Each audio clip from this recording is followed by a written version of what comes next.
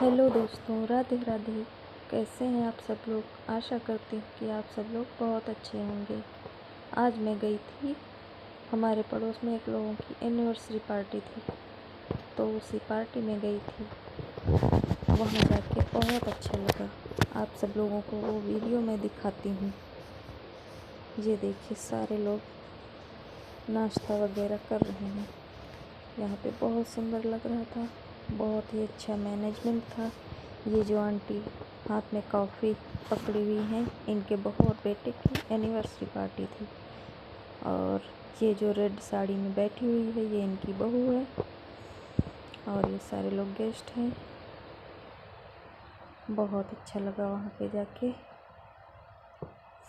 आप लोग पूरा वीडियो वॉच करिएगा।